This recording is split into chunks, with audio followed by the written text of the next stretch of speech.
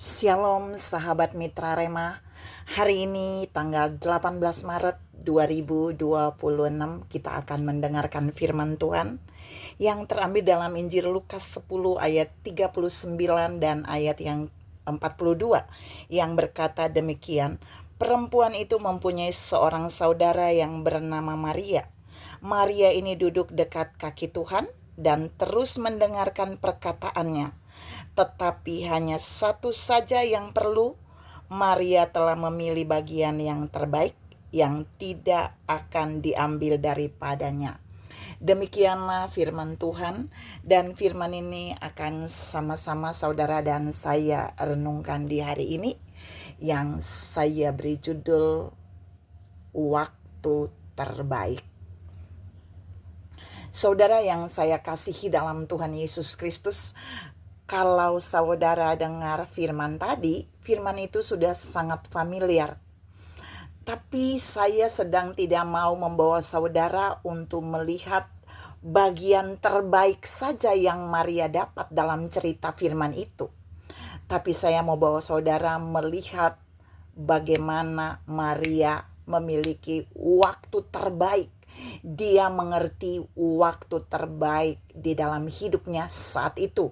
Dan ini bisa menjadi pelajaran bagi kita. Kita mau lihat ada 7 poin yang mau saya share di bagian ini tentang waktu terbaik yang Maria miliki. Yang pertama, waktu Yesus datang ke rumah Marta, Maria, dan Lazarus, itu Yesus tidak calling, tidak beritahu.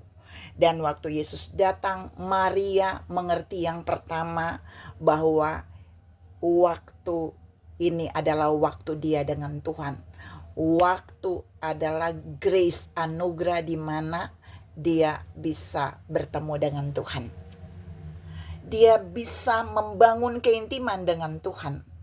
Jadi saudara dan saya harus bisa mengerti, terkadang Tuhan yang datang kepada kita, lalu Tuhan ingin kita membangun keintiman dengan Dia.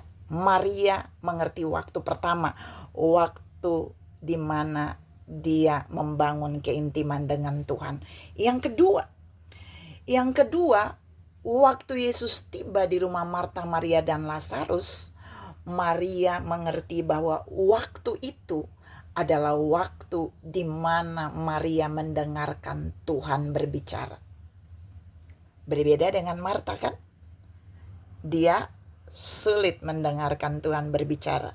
Bahkan terbalik, dia mau Tuhan dengar dia ngomong. Padahal waktu itu waktu terbaik di mana Maria mau dengar Tuhan berbicara dan mengajar.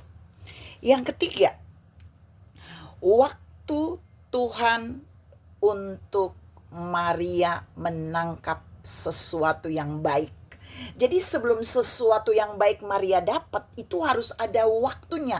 Dan waktu itu adalah Kairos. Kairos ini tidak setiap waktu datang. Jadi waktu Tuhan untuk saudara dan saya mendapatkan sesuatu terbaik. Kalau kita tidak mengambilnya, kalau kita tidak mempergunakannya dengan baik, kita akan kehilangan Kairos itu. Dan Maria tahu itulah Kairosnya, di mana dia harus mengambilnya.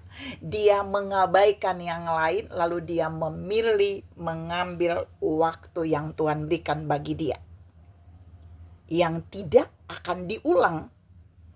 Yang keempat, Maria mengerti bahwa waktu Yesus datang saat itu adalah waktu di mana Maria mau menangkap pewahyuan dari setiap firman rema yang disampaikan.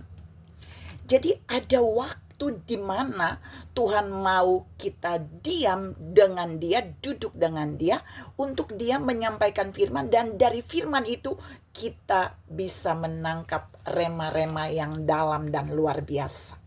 Dan Maria tahu itu. Yang kelima, Maria tahu bahwa itu waktunya Maria dikenyangkan dengan berkat rohani, bukan berkat jasmani. Maria tahu waktu Yesus datang, Yesus membawa banyak berkat rohani. dia membawa firman-firman yang bisa mengenyangkan Maria secara rohani. Berbeda dengan Marta. Tuhan juga mau saudara dan saya menyadari, kita harus mengerti ada waktu di mana Tuhan siap mengenyangkan kita dengan berkat-berkat rohani. Yang keenam, Maria tahu waktu Yesus datang saat itu ke rumah mereka, itu waktu di mana Maria hanya fokus pada Tuhan. Maria nggak mau fokus pada kesibukan duniawi. Maria nggak mau fokus pada kesibukan jasmani. Tapi dia mau fokus kepada Tuhan untuk mendapatkan hal-hal rohani. Dan yang terakhir, waktu Yesus datang ke rumah Marta, Maria, dan Lazarus, Maria tahu itu waktunya di mana dia duduk dekat Yesus. Bukan jalan-jalan seperti Marta sewaktu-waktu datang, kemudian kembali lagi ke dapur, ke ruang tamu, dan seterusnya. Tapi Maria ini duduk di dekat Yesus. Saudara yang saya kasihi dalam Tuhan Yesus Kristus, 7 waktu terbaik yang Maria tangkap, Maria mengerti, lalu Maria praktekkan, itulah yang membuat Maria mendapat yang terbaik yang tidak pernah diambil daripadanya. Mari Tuhan mau mengajar saudara dan saya untuk mengerti waktu untuk membangun keintiman dengan Dia, waktu untuk mendengarkan Dia berbicara dan mengajar, menyampaikan firman, waktu untuk menangkap rema-remanya, waktu untuk fokus dengan Tuhan, waktu untuk diam, waktu untuk duduk dekat kaki Tuhan, dan seterusnya. Supaya apa? Waktu untuk kita dikenyangkan secara rohani, supaya kita dapat mengambil yang terbaik yang tidak akan pernah diambil daripada kita. Tuhan memberkati saudara berlimpah. Salam memiliki waktu terbaik untuk mengambil yang terbaik dalam hidup kita, bagi kita, untuk kemuliaan Tuhan. Amin.